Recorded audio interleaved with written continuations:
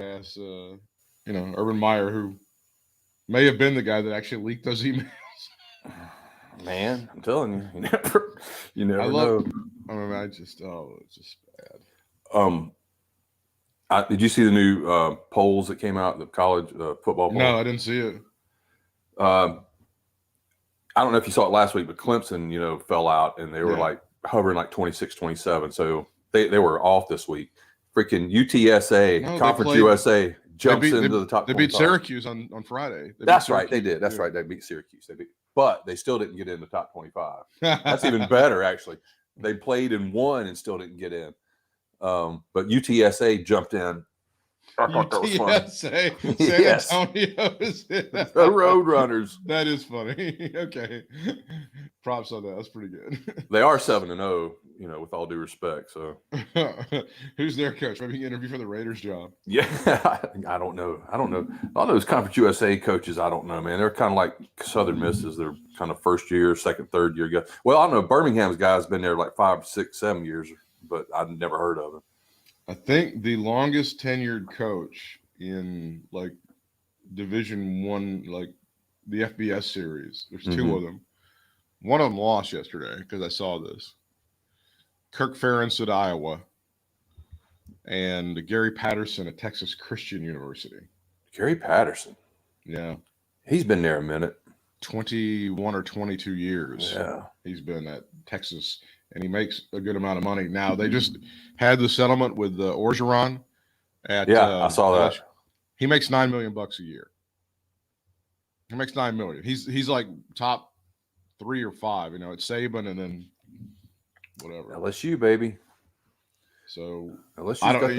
It's like we're gonna be able to hire somebody, and we can only pay them 5. We don't have to pay them 5. We've saved so much money here on our budget. But the thing, see, that's the thing about LSU I feel like they're kind of the underdogs a lot of times, at least lately. I know they used to be powerhouses in football back in the day and all that stuff, but you got your Auburns and Alabamas, and of course, and the Georgias and Floridas and all, and then basketball you got Kentucky, but LSU, man, they got that alumni, they got that. Oh dear God, they can do whatever they want, man. That fucking stadium, I swear, man, I've seen some big stadiums. It rivals that damn Texan stadium. I mean, it's huge. They've got it all. We can start out with congratulating Tony Khan and his Jacksonville Jaguars on winning their first game since the game week 1 of the 2020 season. They go out, didn't they? They go all the way to London, and they beat the Miami Dolphins 23-20. Last second. Are they state rivals? Were they be considered rivals? Well, this is the thing. I assume Tony Khan on his Twitter is going to start talking shit to Tampa Bay about how Florida is their state now. I guess that's what Tony Khan's going to do. And then he's going to eventually narrow it down to Brady. It'll be Tony Khan and Brady going at it on Twitter. Is that what might happen? We can actually fold several different things into this victory for Tony Khan, because it all everything is kind of intermingling. I know a lot of people have enjoyed me talking shit over the past couple of weeks about Urban Meyer, who apparently now is off the hook, thanks to those emails that were released about John Gruden, who is now no longer. Yeah, it's like Urban who? And a lot of people know that I've been a Raiders fan for since I was a child, 40 some odd years, back when they were actually good.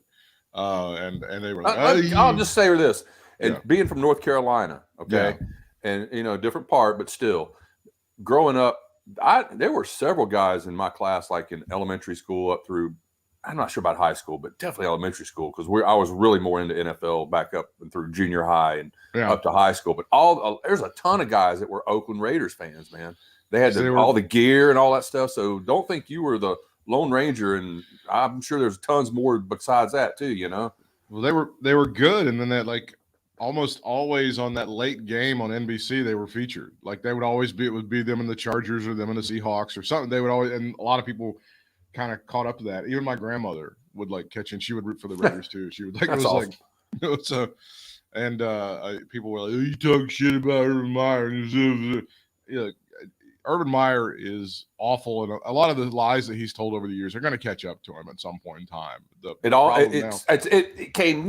Yeah, it was very close. This close this time.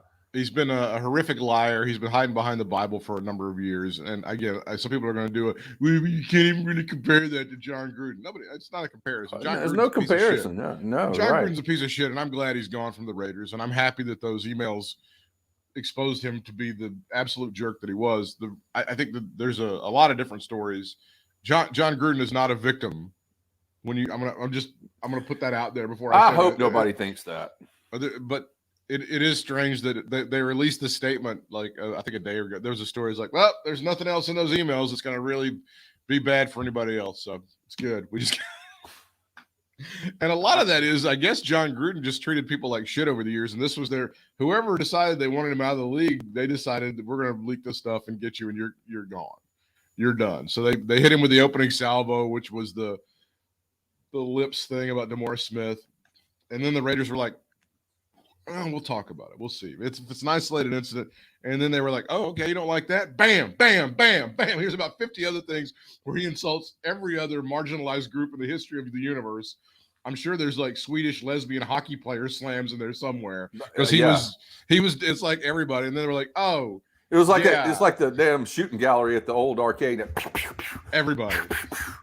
You got to go. You're no longer. And now the story today is that they still owe him $40 million. And well, I know Mark Davis doesn't seem like the smartest guy in the world, but I feel like there's going to be lawyers around him and be like, no. This is where we pay John 5 or 10 and we say bye bye. This is like when he signed that contract. What's that known as? Like.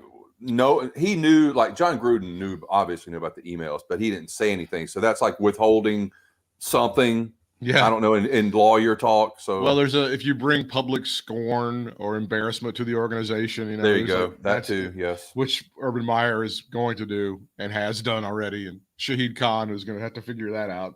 And the great Tony Khan is going to have to figure that out. So we get to find out at this point what kind of a human being John Gruden really is. Now, is he going to be the guy that goes to therapy, whatever, and figures out why he's such a horrible asshole? Or is he going to be the guy that goes and he makes appearances with Mike Lindell and shows up at Trump rallies? This is going to be because he can be their guy. He can be like the poster boy for, ooh, I was canceled. He can be like the Joe Rogan poster boy. If that's what he chooses to be, if he wants to go down that road. I hope not too, but I mean, he's a horrific asshole. He's said a lot of things very comfortably, slamming a lot of things. And I'll say it for people who don't know.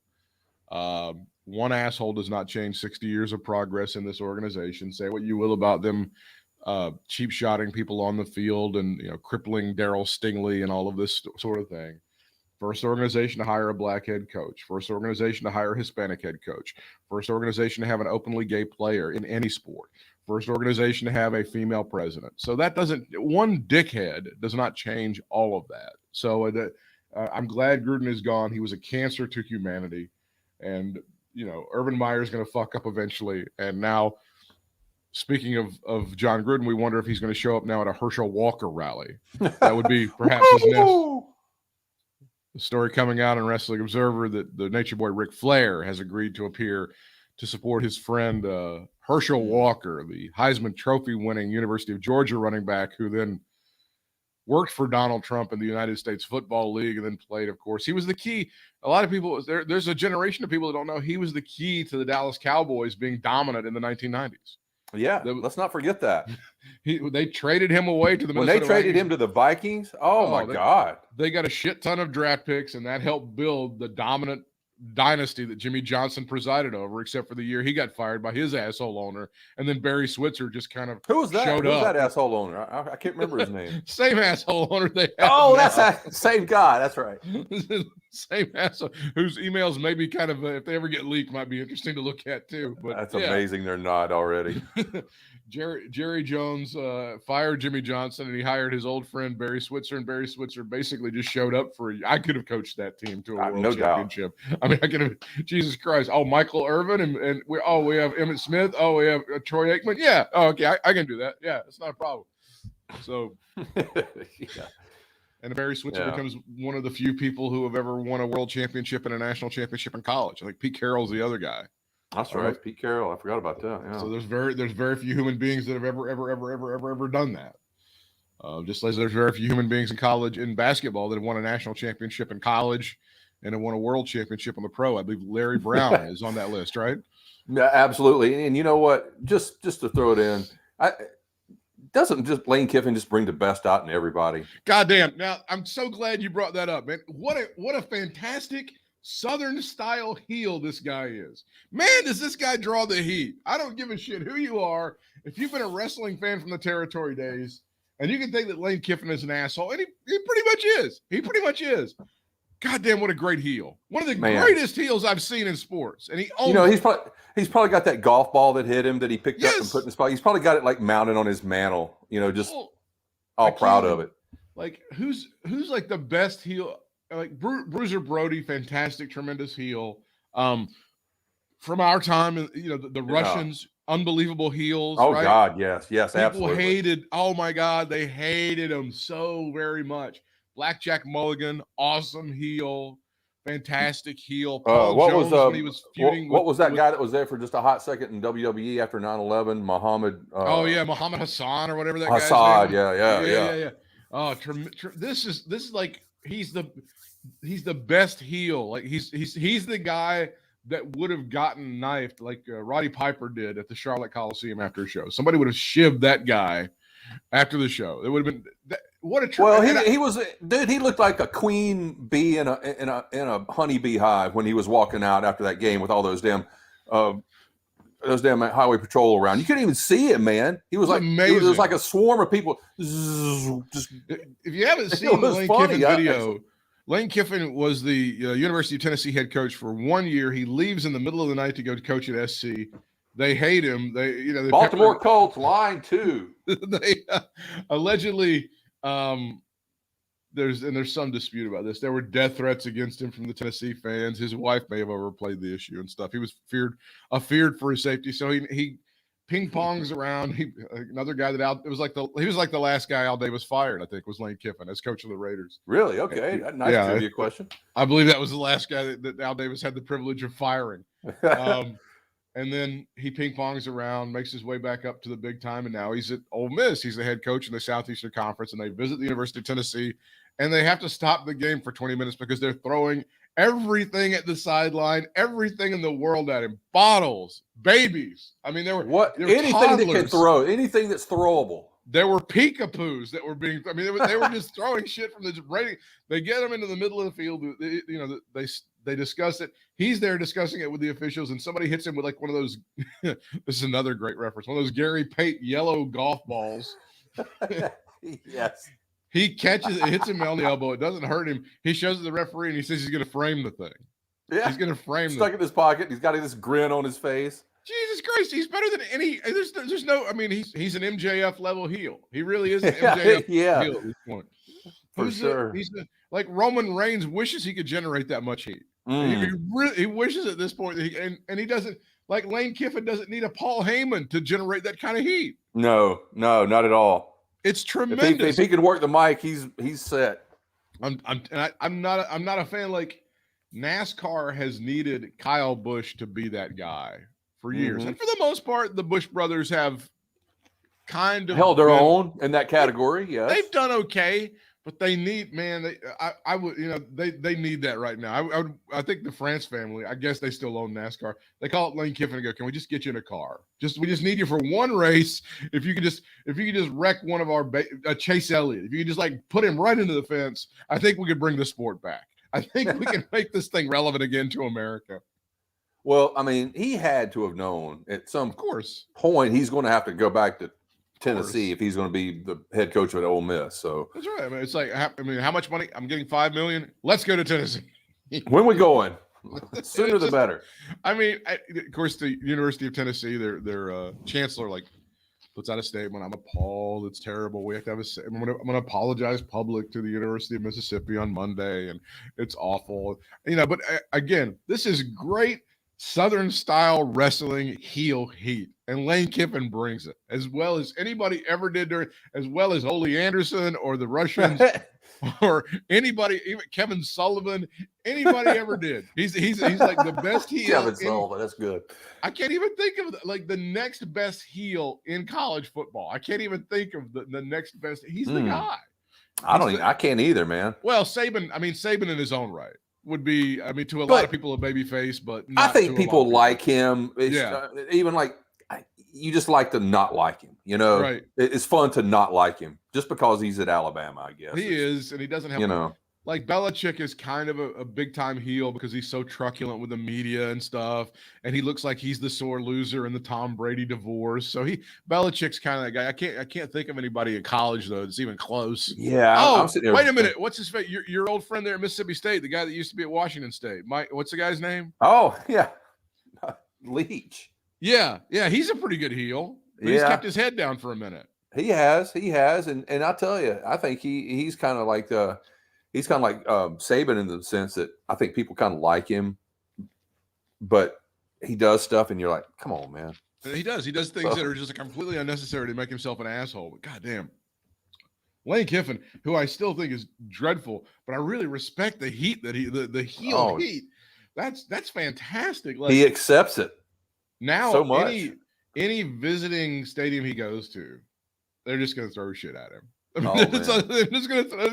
Just be ready with extra security, all this stuff, and that's kind of what you want. If you're it's not a big deal. Like if you're playing a road game against Georgia or Bama or Tennessee, they're going to sell all of the tickets. They're going to sell in Tennessee. They're going to sell 105. But if you're going to Vanderbilt, oh my God, I'm going to buy a ticket. I'm going to throw something at fucking Lane Kiffin, right? Yeah, right. I mean, that's how it's going to be.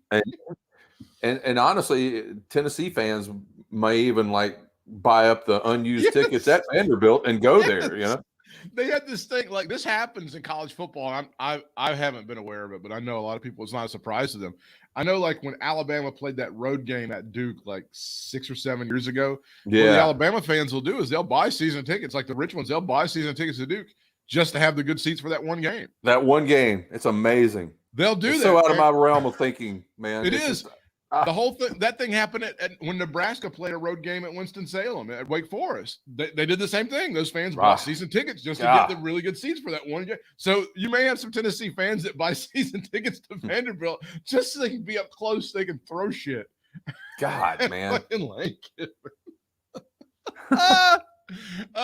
anyway, Ric Flair now generating the heel heat as an outcast in the world of everything.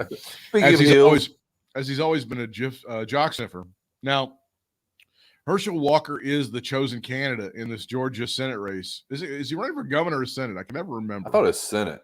Yeah. Maybe it is governor. Now that you say that, I thought it, but I had it in my head it was Senate. But he's going to appear. Ric Flair is at a campaign appearance. So Herschel Walker is Donald Trump's bespoken choice for this race. Let me see. That's all you need to know. And that's all you need to know. Now, Herschel Walker did cancel an appearance. There was a fundraiser that was going to take place, and this guy on his Twitter, the guy who was hosting the fundraiser on his Twitter account, this is such an adorable thing that these people are doing. Mm-hmm. He had a swastika fashioned out of hypodermic needles. Yes, I saw that. Oh, how inventive. That's fantastic. Ignorant, dumb as fuck MAGA nation. You guys, your graphic design is on point. And you know how to rock a funky joint. Here's the in his first public event since the controversy from the plane ride from hell episode, Ric Flair will make an appearance at Herschel Walker at a December political fundraising event. Walker, a Republican running for the Georgia Senate. That's correct. He is aiming to take on incumbent Raphael Warnock next November. So this is a race that's 13 months away. Warnock, of course, was elected in that special election. I was going to say back in January, and that's where the Democrats actually got control of the United States Senate because Donald Trump made an appearance in Georgia and fucked everything up. And Warnock and Ossoff he just walked in and took the pin out of the grenade and walked the hell out. This is how good Donald Trump has been to the state of Georgia. Georgia, which was deeply red, now has not only did the president, Joe Biden, carry that state, but they now have 2 Democratic senators. That's how good fucking Donald Trump is right now. Oh, Georgia. Jesus. Think about that. Georgia. He was a college. That's almost Alabama. That's almost Mrs. That's almost. I mean, that's South, is what I'm saying. That's right. So Ric Flair can kiss my ass. I mean, this is bottom line here. Honestly, how you finish out your career and your life does matter. And when you make all of these choices, and this is a clear choice that he's made to join the dickhead train just as hard as he possibly can. I know he's always been a Republican. He's always been.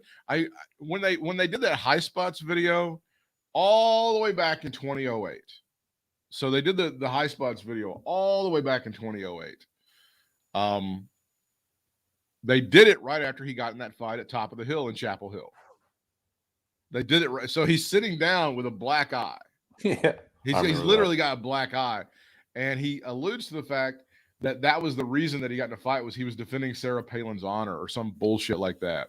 And I think it was Ash's boyfriend at the time. He's either getting in a fight with him or some people around him, and then Ash's boyfriend had to come in. Anyway, they leave the bar in Chapel Hill. They go to her apartment. The police track him down, and he's sitting there, and he's like bleeding or something.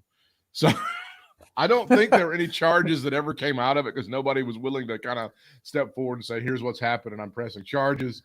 But I think that's what he was doing and then there were these rumors over the years. Jesse Ventura said that Ric Flair goes, hey, I'm going to run for governor of North Carolina. What should I do? And Ventura goes, oh, you can't do that, Rick. He's like, oh, you can't. Oh, he's like, you got too much shit. They're going to go through everything. And it's not, no. There's like 5 women in the state of North Carolina that haven't seen your dick voluntarily or otherwise. So you won't be running for any political office. Any political office. There you go. Thank you. Let's just clear this up. But he's decided to appear, goddamn, for stupid ass Herschel Walker running for the United States Senate under the auspices of Daddy Donald Trump. Unbelievable.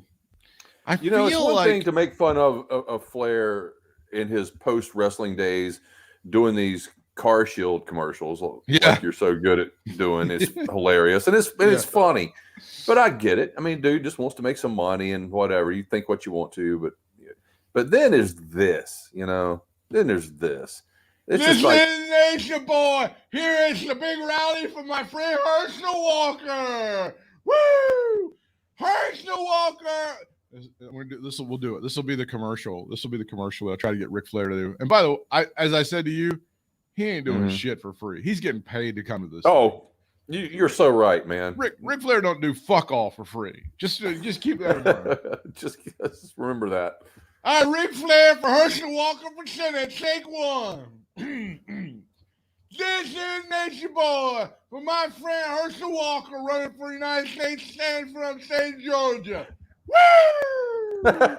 Herschel Walker knows Donald Trump. He has been on Donald Trump's plantation. Woo! Cut. Rick, we can't. What do you mean? He worked for Donald Trump. He was on the New Jersey Generals. Woo! But you can't, Rick. You can't say he's been on the plantation. You can't say. All right. 3, 2, 1. This is Nation Boy Ric Flair. Normally, I don't believe that Black Lives Matter, but this one Black Life does matter. My friend Herschel Walker. Woo! Cut. Rick, we can't have you.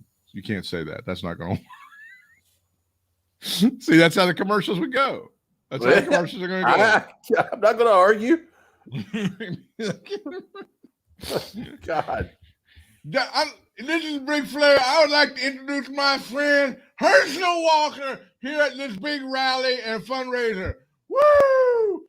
Herschel is going to help make America great again.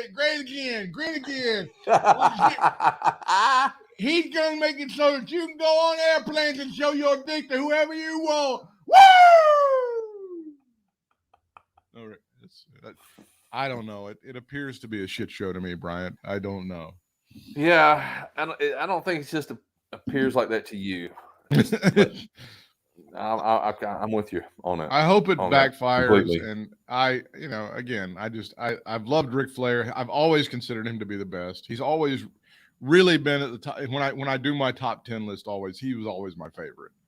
Oh, yeah, but fuck that guy. Honestly, honest to God, you have a decision to make, and now you decide this is going to be your decision. You've had this trouble, and that's why I say this is the John Gruden thing. John Gruden has run into some trouble, and if he's truly sorry about this shit, stop. Don't make public appearances. Don't try to capitalize off of this by becoming the Barstool Sports Man of the Year. But here's Ric Flair. He's going to double and triple down on being a complete asshole. He's decided this is the keys to the kingdom. I'm going to go this route, and I don't know if he thinks that this is going to win or curry Vincent Kennedy McMahon's favor. Like, Vince's like, yeah, let me get him back. Yeah, I really like the way he sticks up for that asshole candidate in Georgia. Rick, can you get Herschel to come to Saudi Arabia? I want him to attack Bobby Lashley after the match. You just don't know, right? Man. So stranger things have happened, I suppose. Cyndi Lauper in the freaking wrestling ring. Okay, it's good times, right? So the title of today's episode may indeed be some sort of variation of "fuck Ric Flair." I can't believe that he makes that decision and then he does it and he thinks that's going to be helpful, but whatever. We do need to talk about Tony Khan's Twitter account because that's become a bit of a problem.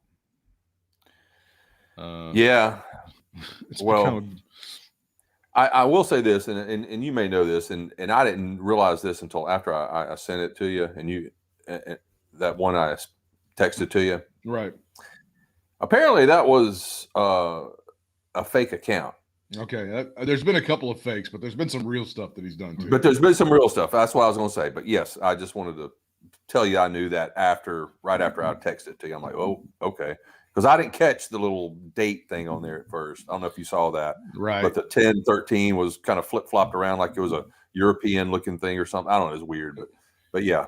His taunting of the WWE about like, oh, I see that we're going against each other for half an hour. I can't wait to whip your ass on Friday night. Because he's going to be on, he's going to be on like a real network, and they're going to be on FS1. I think they still did okay on FS1, by the way. I didn't even see though. And they did, and the WWE, I think specifically did like a commercial-free half hour or something. Yeah. To try to compete, which is, here's how I. But AEW's not competition, dude. Yeah. There's no competition there. Well, that's come on. Obviously, again, the Vince McMahon standard. The Vince McMahon standard of behaving is not the standard. They are competition. I mean, still 90 plus cents out of every dollar that's spent on pro wrestling is spent on fucking Vince McMahon and his company. There's no question about it. It's still the gold standard. I'm not carrying water for either company. I've been critical of either company. And I think if you're being objective about this, AEW has the best product. I don't think I've argued that for a long time. And they have the better fans. Just saying. They do. I mean, their fans are kind of dicks. And I'm going to tell you why. I'm going to tell you one reason why. Tell me why. This is just one reason. I mean, this is just a personal reason why I think this is the WWE fans compared to AEW. Right. I follow a lot of both on social media. I'm sure just like you do and a lot of other people do. You're right. Once in a while, I'll, like if Mandy or Britt Baker or both, anybody really. I'm not just saying Mandy, but anybody. Once in a while, I'll make a comment. I don't make a lot of comments on there just because I don't make a lot of comments. I know it's whatever. But sometimes it's a shit show. So I just, you can look at the comments. There's one thing, you can look at the comments compared to the AEW people comments. I'm telling you that alone, you're right. But I just don't make a lot of comments, but once in a while I do. But every time I do, especially on Instagram, I get some fake account trying to follow me back on Instagram. I had to block my account, well, not block my account, but make my account where you had to ask to, follow me or whatever. Right. I've got like all these Mandy Sachs WWE or dash or what, these just obvious fake accounts every time on whoever's profile I make a comment on. Never, I comment on Akira Shida sometimes. Never got anybody, some fake Shida account, or like I said, Britt Baker never got any kind of Britt. But every time I do it on a WWE person, really male or female, but it's mostly female that I comment on. Just saying. But I've never gotten anything from AEW, but I get all kinds of stuff from WWE. So I don't know. This may not be a fan thing, but I'm thinking it's just, these WWE geeks that create these accounts based off, and so I think that's a sign to me. Who has the worst fans, AEW or WWE? Who's like terrible fans or like worse? Is it WWE or AEW? Yeah, I'm not saying, that's a question I'm posing. I'm like, seriously. I know. Who do you think has the worst fans? You talking? Yeah, I feel like the WWE fans are worse. I do so. feel like the WWE fans are worse. So. The ones who are like AEW sucks and WWE rules, and because oh god, they're among other things. If you're just like a WWE mark or whatever you want to call them, you're defending a much worse product. It's a horrible product. Now there's stuff that AEW does that is WWE-esque that the AEW fans refuse to acknowledge. Right.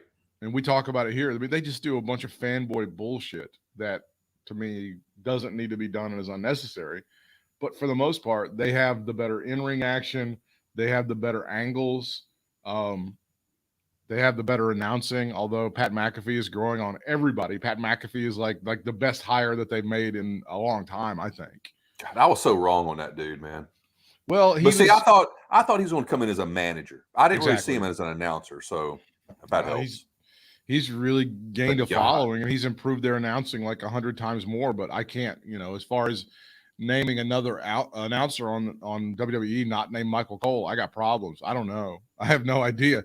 And then the Three Stooges. I think Joseph guy. Honestly, I'm not trying to. Yeah, he's okay, but he's pretty good. The NXT guy. I like him. Okay. But the point of all the announcers is, every time they plug somebody in, they let Michael Cole produce them, and Vince wants them, and Michael wants them to sound like Michael Cole.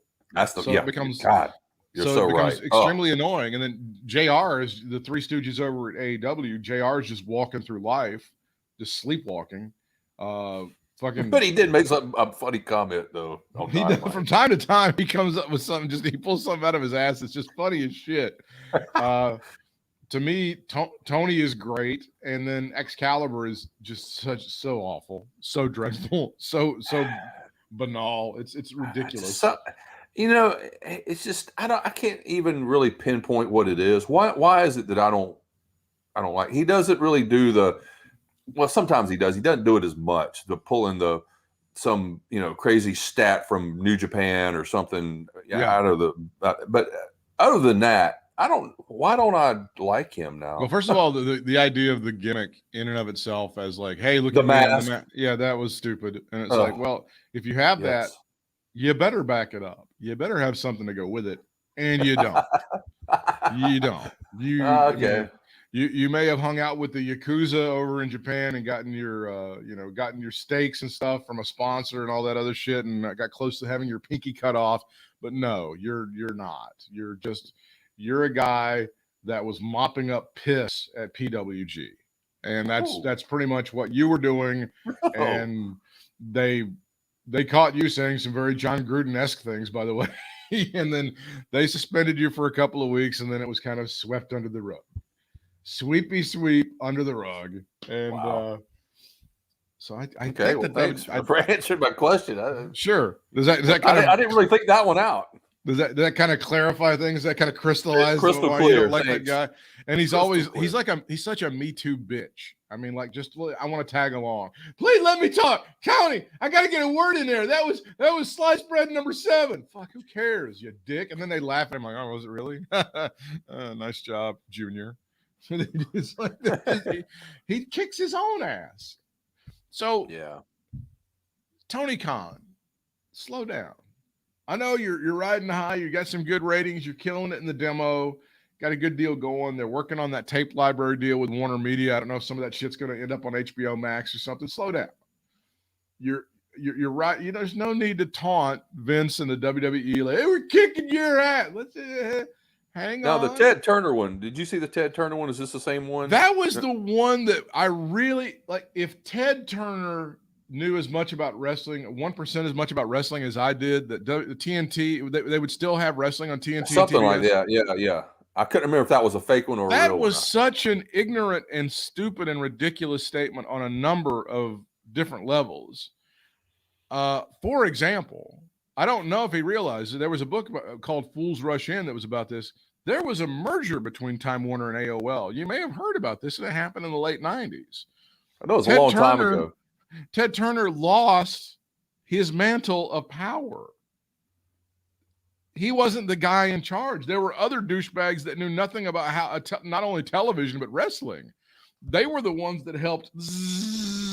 If you think Ted Turner was the guy that went up, hey, I need to hire Vince Russo. If you think that was the guy, you're full of absolute shit and you're completely ignorant and you don't know as much about the history of wrestling as you thought, dickhead.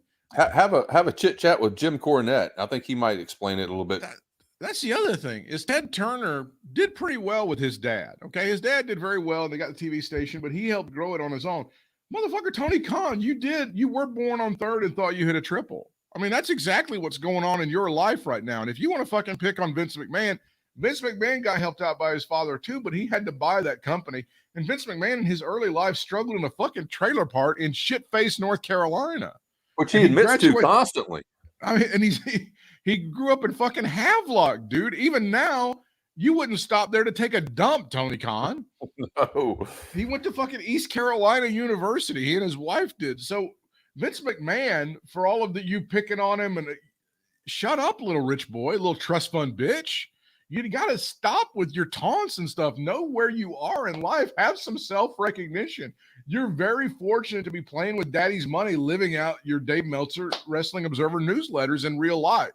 I'm appreciative of what you've done, but Jesus Christ, have some humility. You're not kicking Vince McMahon's ass at this point. So many people have been in the position you were at. Ask Eric Bischoff. Eric Bischoff was right where you are.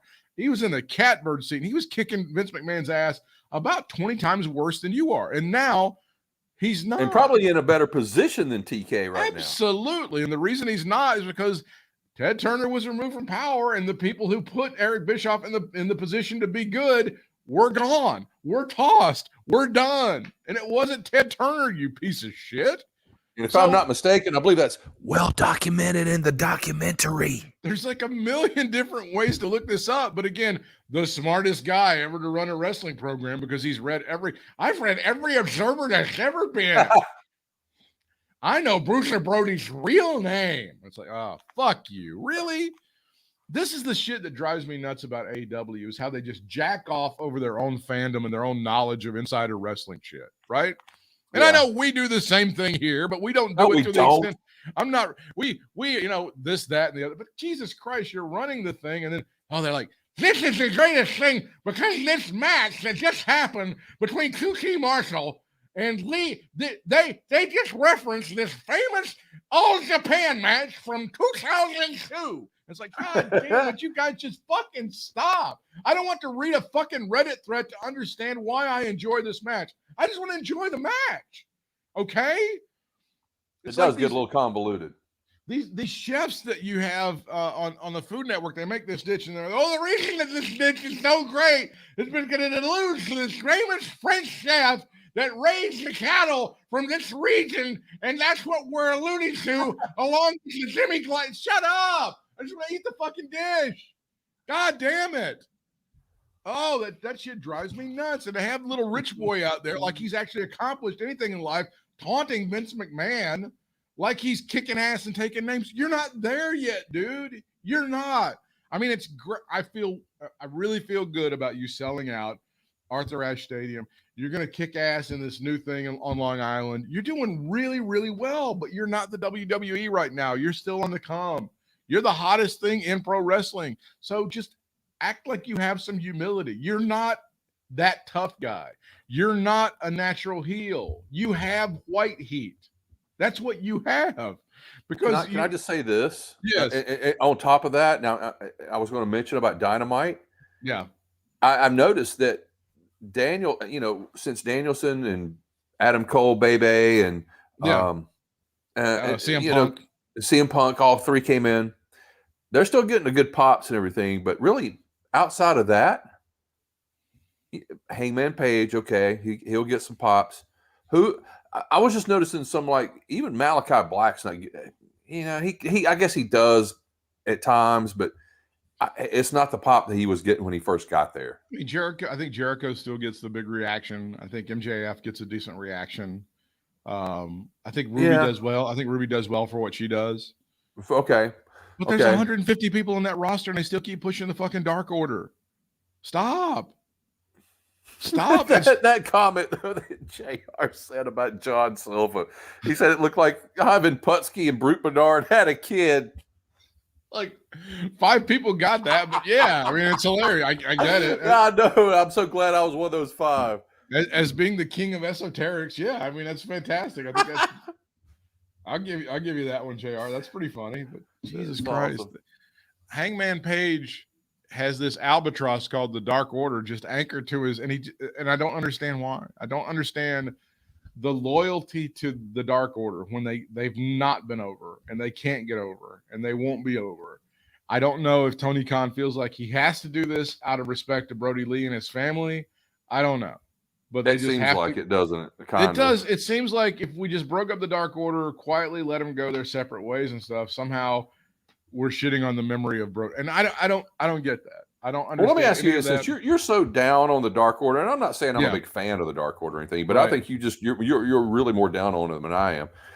How do you feel about a lot, and not all of them, but there's a handful of them. There's so many freaking of them, but there's 2 or 3 of them I think that would be good on as singles, or just separated and on their own. How do you feel about them as singles, or you just don't like besides our boy? Well, if Hangman Page is considered part of the Dark Order, of course he's going to be great in singles. You know how I feel about Colt. That's what I'm saying. Besides him, take him out. But like Colt honestly, and if I'm being completely objective about it, Colt may be the guy that may be the most successful out of any of them working. And I don't think he's going to get over it. He's going to be like an mid-card guy to beat every now and again. Unless they could build Colt Cabana up as like an underdog kind of guy, and people feel sorry for him and that sort of thing, and he ends up coming out. Yeah, I could see that. You build him up, and then he eventually gets crushed by whoever the TNT champion or the TBS belt. It's strong enough for a man. The TBS belt, yeah. I love that one. That's a good one. AEW hires Brody Lee's wife, Amanda Huber. Huber, the widow of Brody Lee, took to Twitter a couple of days ago announcing she's officially working with the company now. She is going to be part of something called the Community Outreach Team. Huber thanked AEW President, CEO, General Manager, Head of Creative Tony Khan, Chief Brand Officer Brandy Rhodes. More on that in a minute. Executive Vice Presidents Cody Rhodes, Kenny Omega, and the Young Bucks. Words can't express how happy I am right now. Amanda's first task as head of community outreach is to establish the Bruce Mitchell Journalism Scholarship. I don't know if you heard that. No, did I hear? No, it's going to be to honor Bruce's journalistic career. That's great. Yeah, I don't know if you heard about that. Some young up-and-comer who wants to study journalism is going to get a treat. And like Bruce, just personally present it to him each year. Present the check. That's awesome. Smiling. I had not heard that. I'll be the bad guy here. The Community Outreach Foundation, or whatever it is for AW, will never do anything. Will never help anyone. If they do something, they'll be like, "Oh, look, we provided lunch to a child," and they'll have 150 cameras and they'll take pictures. They'll just pay her something. Well, I was going to ask you, what does that mean exactly? It means nothing. It means that, oh, look how great people we are, Pat. And who does that remind you of? No, let me think. Vincent Kennedy fucking McMahon. Holy shit. The more that you bitch about Vince McMahon, the more you become what you hate. I'm sorry, but very soon Tony Khan's going to announce, hey, we're headed to Saudi Arabia for a big show. They've never seen anything like this. I mean, honest to God, I'm nothing against Amanda Huber. I mean, she's been through a terrible tragedy, having to raise those children on her own. Nobody would ever wish anything like that. But Jesus Christ, how long are you guys going to fucking milk this thing? Until the ends of the earth. Every time, oh, there's this kid in a mask doing something. It was one of the ballsiest things I've ever seen. Like right after he died, when they had the kid in the mask, and fucking MJF healed on him, and I'm like, oh my god, nobody else has the balls to do this. Not even Lane Kiffin would do that. Well, I don't know. And then the kid, of course, because he's getting a payback for it. He got, MJF sold the kendo stick like he'd been shot like a champ. Yeah. Holy shit, you guys! I mean, when is the line to exploitation crossed with this promotion when it comes to Brody Lee? You're just calling it out right now. You're not even going to give them a chance to, like, a few months or a year to see if they actually do anything. You're just saying. Doesn't it sound like it's made up? I mean, we didn't have one before, but now, you know what we need? A community outreach. Yes, that. Well, that's the thing about it. I agree with you on that part. The title itself sounds a little sus. Like what? But I wish, I don't know. It just seems a little generic and vague. It does. And maybe it's meant to. I don't know. I don't know. It is just kind of, I don't know. I was just generally when something happens. I'll even go specifically like. When something happens like this and somebody like Ms. Huber takes a position like that because her husband passed away because of a certain illness, she would be on the outreach program for that particular illness, something specific. Whatever it is, because we've never been informed of how he died. Okay. I have sources that say there's not even a death certificate. I've had people tell me this. Really? There's not even, apparently you can't go anywhere in Florida where he passed away and find a death certificate. I've been told this. I haven't done the research myself, but people who I know who are serious people who have investigated this have said that there's no death certificate. And I don't know how that is, and I don't know how they get away with that. But that is what my sources have told me. Okay. Well, this all may be legit, I'm taking their word for it, but it just the whole setup just sounds a little, I don't know. I understand what you're saying now. Yeah, I mean, you're not quite as hardcore as I am because you don't want to come off as looking like a massive dick like I am. But I just feel like I just want to give it. I don't want to call. It's as weird as it kind of sounds or whatever. I do want to give them a chance to, practice what they preach, kind of thing. Here's my prognosis is they're gonna eventually, like once a year, they'll do something.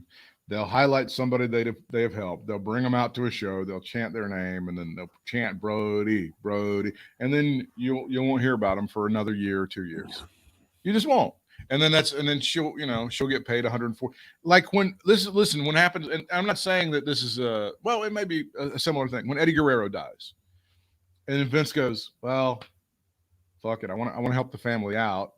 Vicky, why don't you come on TV and do some shit? And then Vicky gets over, right? Mm-hmm. Vicky did very well for a number of years, got big time paychecks from WWE, helped feed her family, pay the mortgage, all that shit. Eventually now she's getting, I don't know what the fuck she's actually doing in AEW. Nobody's figured that out for months and months, but she's on the payroll because the gravy train's rolling. And Vince was able to do that for their family. I think Tony Khan was like, I can't really use her as a manager. And then I think Brandy's got too many people on her staff. Yeah, let's create a new position for her. Instead of just like Tony Khan saying, here's a check, take this and put it in the bank. Instead of him doing that, I guess this seems a bit more legitimate or something like that. Or, if he wants something more stable for her, then pay her something every year. Give her something every month. Set up trust funds for the kids, dickhead. Nobody's going to fault him for that. Who's going to fault him? You know what a trust fund is, asshole. So yeah, you could probably do that. I think he's familiar. I think you know how that works. So if you wanted to do that, you could pretty easily do that. We don't have to figure out GoFundMe's or anything for that shit. Right. And I'm saying this, again, if this turns out to be one of those what you're talking about kind of job situations or job positions and whatever, if it turns out what you're talking about, then why don't he should just, if you're going to do that and not make this into something that's really substantial and noteworthy and that sort of thing, talking about the organization that she's head of or whatever, who's going to fault him for just giving her money every month, every year, whatever, who's going to be mad about that? It sounds like the George Costanza sounds like the People Fund. Was that what it was called? The People Fund? Yeah. The Human Fund, money for people. That's right. That's what it is. So it's essentially he's established the human fund. That's what Tony. That's what Richie Rich has done. And people are going to shit on me because the family's been through a lot and a tragedy, and I hate what they went through. But again, at a certain point, when do we stop exploiting this? When do we stop? I mean, I don't want to marginalize the kids, put them over in a corner, and never see them again. But Jesus Christ, I also like every time that we come anywhere within 500 miles of Rochester, I don't know that we need to have her put the Dark Order back together and have the kid put the mask on and the kendo stick. I don't know if that's completely necessary either. He can still be part of the family. They can still be part of the family, come to shows, shake hands backstage, and correspond with the guys and call them and text them and all that other shit. Yeah, and I agree with you, man. And it sounds so bad when but like you said, I don't know. I'm just having a hard time wording this right. Just like you said, they're milking it, and the whole Brody thing, and I was kind of in denial about that up for a while, but it's the more I see stuff and everything, and I'm like, I don't know, man. It's like, and it's nothing against Brody. It's just they don't do that for anybody else. I didn't see them, chanting Dusty for a year, after he passed away. I didn't, or pick somebody else, Piper. Anybody, yes. They barely did anything for Piper. I'm still did it yet. Just because Piper had the bad fortune of dying too close to when Dusty died. That was dang, man. That timing is everything. He was like, wasn't it? When Michael Jackson died, it was like the same day that Farrah Fawcett died or something. So she got like none of the press, and everybody was talking about Michael Jackson. Yeah, that's right. That's right. So the real test of whether you're going to be in the Huber family's life is not whether we have them on TV once a year and whether we pat them on the back and have the kid. It's going to be over a period of 5, 6, 7, 8, 10 years. Hey, I send you a birthday present. Hey, I come to your high school graduation. And you can't measure that. That doesn't make good television and kick your ass in the 18 to 49 demo, right? No. That's hard to measure, and that's difficult. When you make a pledge, like a lot of those guys have been, and be like, you're part of our family. We're going to be in your family forever. That's a little bit harder to do. But, once a year to put a kid on television or put her on TV and have her do some kind of angle, that just, that makes you feel better. But I don't know if it really accomplishes anything. And of course, the fake title for. But even once a year, are you saying once a year is okay, or are you thinking that's too much? Because it seems like it's been more than once a year to me. Yeah, it does. It has been more than once a year. I was being incredibly generous with that. Okay, all right, okay. But the anniversary of his death's coming up at the end of December, so we don't know if there's going to be like a huge, massive, whatever on that thing. Yeah. And look what Tony Khan is doing with the Owen Hart tournament. I think is really good. I think that's amazing to have something called the Owen and the family. Nice. But I also don't think it should have taken an episode of Dark Side of the Ring to really spur all that. We knew what happened to Owen. We knew what the family was going through. And if you're a real fan, Tony Khan, you would have known about all of the friction in the family for a long time. Okay, so why did it take a TV show to make you do this? So I just don't like the idea of Tony Khan like, oh, here's Darksider. Hey, let's have the plane ride from heaven match. I mean, it's just shit like that they do all the time. But it's almost Vince Russo-esque, the plane ride from heaven. The plane, bro, we're gonna have a plane on a pole match. Bro.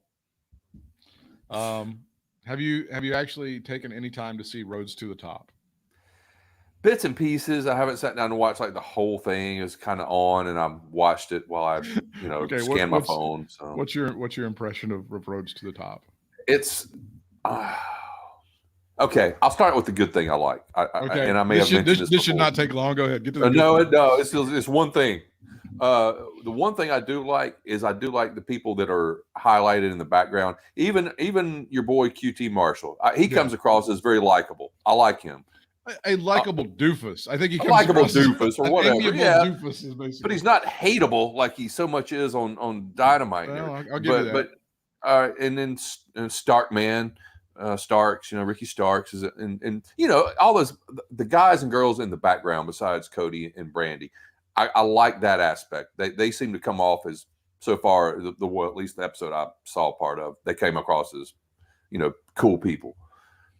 But after that, it's I don't know, man. It's just overbearing. You know, I don't know if that's the word, but to me, it's just overbearing. I just can't take it, man. I just can't take it. Do you really feel? I'll just make this as a general question. In any other company, ever, anywhere, that somebody like Brandy would be considered, oh yeah, she's a chief branding officer. Yeah. Which also, by the way, sounds like a fake title in Tony Khan. I mean, it's a real title in the real world. Well, what does a chief branding officer do? In AEW, yes. What do they do? I mean, they do. I know that like some of those radio companies that we hate, like iHeartMedia, they've got chief branding officers and shit like that. Yeah. I don't know. And again, I think that's Stephanie's title too. I don't really know what Stephanie does. Well, I have no idea what Stephanie does, but I know that she's been in the business. She's been in the business for many, many years. She's been around the business. She's been successful in the business, and a lot of people have respected her for what she's done. Now, some people hate her, but that's going to happen to anybody in any industry who's achieved anything, right? Sure, and you know, and like you said, she's just got more experience, and she kind of. Not, I won't say commands respect, but people do, like you said, respect her because they know that she's been around it and knows what the business is all about and all that stuff. Now, whether her branding position is any more substantial than Brandy's is, I don't know. But you're right, that is kind of a obscure type, kind of a title, you know. Well, on the most recent episode, like this was one of the chief duties of the chief branding officer. She was hosting a Zoom for that AEW Heels thing that they're doing to reach out. I did. Yeah, I did see. Okay. She dressed up. It was 80s day, so she dressed up with 80s garb on. Oh, what did I see? Was that the same episode? Maybe I saw. Maybe I've seen two episodes. Anyway, but yeah, I do remember that. I think we've got more people who are downloading this podcast than are actually subscribing to AEW Heels. I really think so.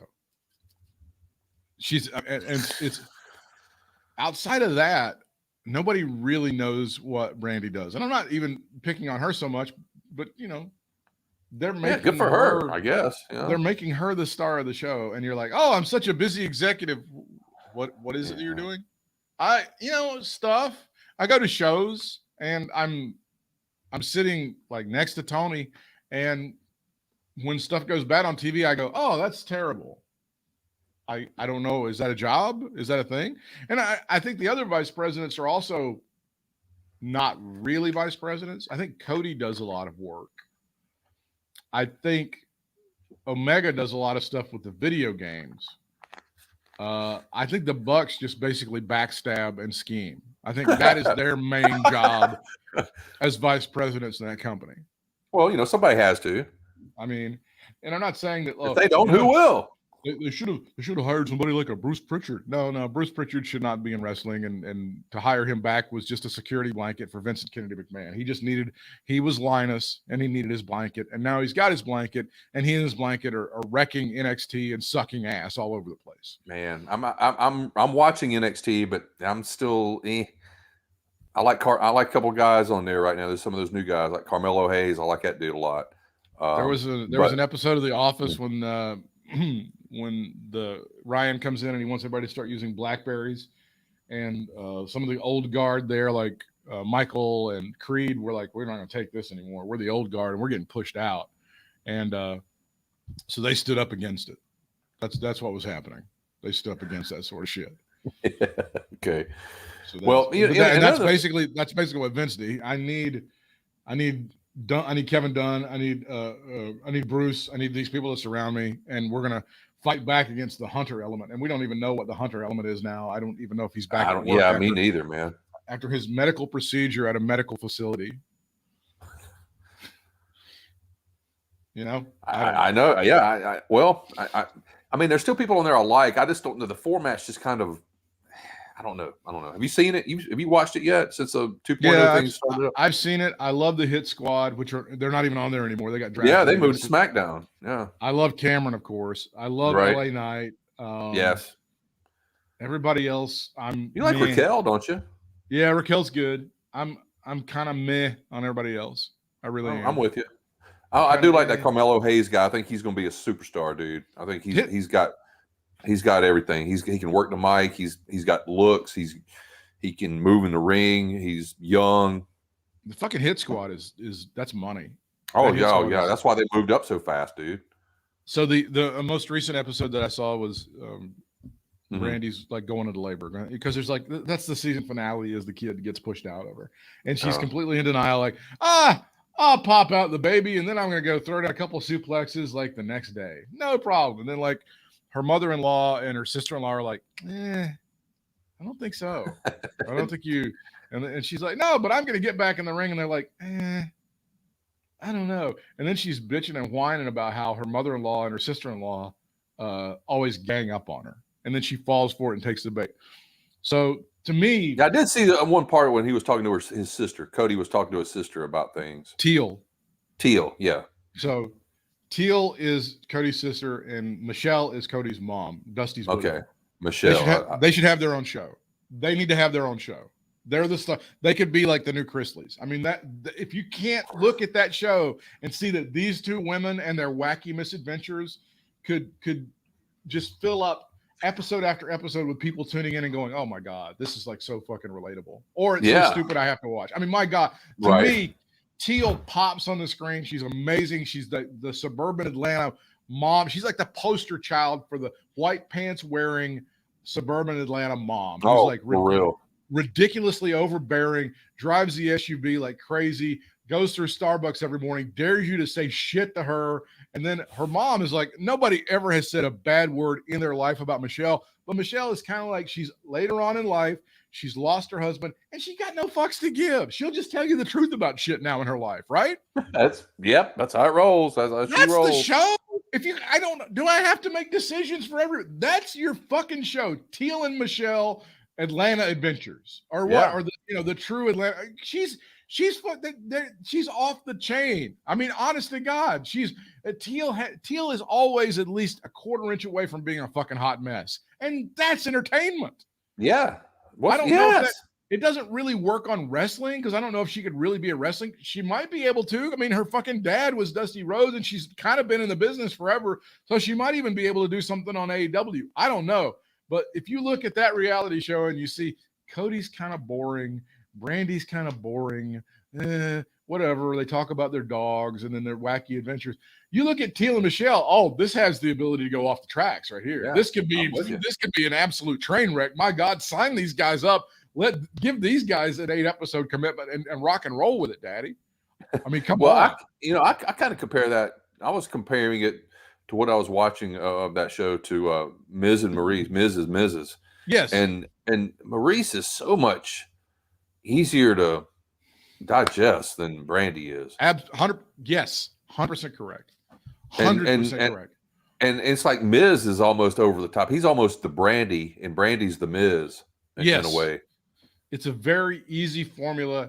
He just does stupid shit and she eye rolls at him. That's basically the Miz and Mrs. formula.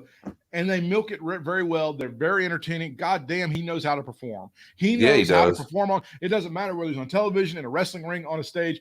That motherfucker, you can hate the shit out of Mike Mizanin. You can. And he's been in the public eye for 30 years. You can hate, but God damn if he doesn't know what to do when the light goes on. That son of a bitch knows exactly what to do, right? He does, man. There's no doubt about that. Respect. And she's so attention hungry. She'll do 5 takes or whatever to get it right, to make it look like it was spontaneous.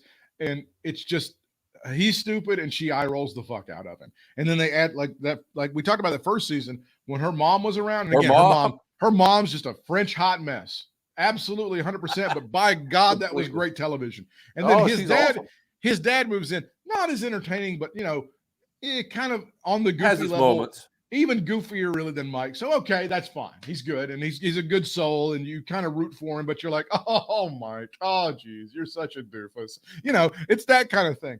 But Roads to the Top, I don't know if there's going to, I don't see them justifying a second season. I just don't see. Yeah. I mean, that's what I was going to say. You said they're boring. It's like, what are we going to see all the time? I mean, the baby's here. How do they balance life and career? Oh, no. I wonder. That's so fucking relatable for middle America. as we're trying not to die from COVID, maybe getting a job that might pay us something, I would like to see how these millionaires figure out how to care for a baby and go to work in front of a national television audience. Oh my God, I'm so fascinated. Yeah, that's awesome. Yeah, let's get a documentary with Adam Copeland and freaking Beth Phoenix. Okay, that'd be great. How about Seth Rollins and Becky Lynch? Let's do one on them too. That'd be beautiful. How about Lana and Miro? Talk about not having a kid. God. But Teal and Michelle, with Michelle trying to pull Teal away as she gets drunk at the country club and starts bitching at everybody, that's fucking entertainment. I would watch that. I'm watching that all day long. Are you kidding me?